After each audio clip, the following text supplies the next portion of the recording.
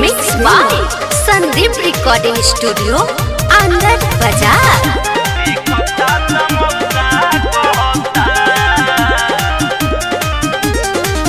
मौलिया के दीदी के लइका हो,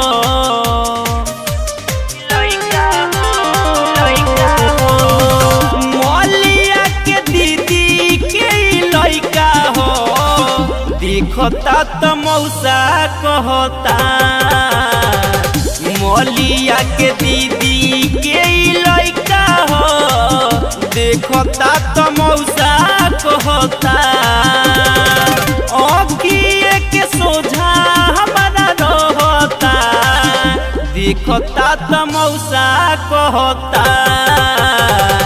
मौलिया के दीदी के लइका हो, देखता त मौसा कहता।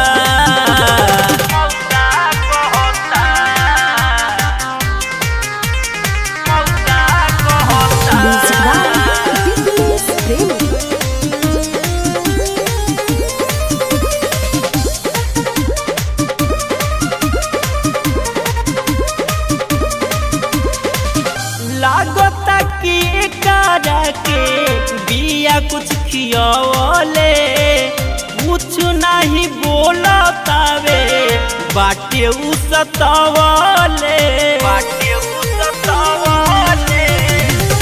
लागता कि एकरा के बिया कुछ खियवले, कुछ नहीं बोलतावे, बाटे उ सतावले।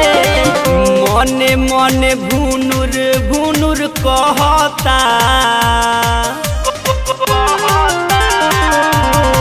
इहो मने मने भुनुर भुनुर कहता। देखता त मौसा कहता।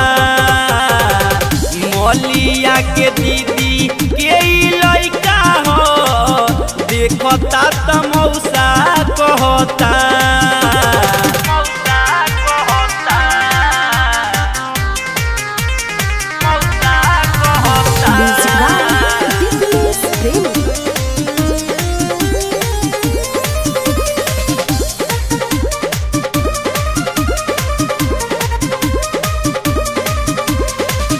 पूछला पर कहता कि कह दे बमाई से, मौसी के चक्कर बाटे सोनी तिवारी से। पूछला पर कहता कह दे बमाई से, मौसी के चक्कर बाटे सोनी तिवारी से।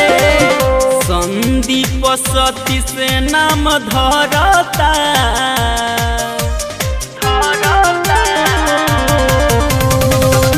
राहुल संदीप नाम धरता।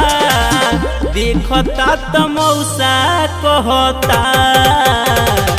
मौलिया के दीदी के लइका हो, देखता त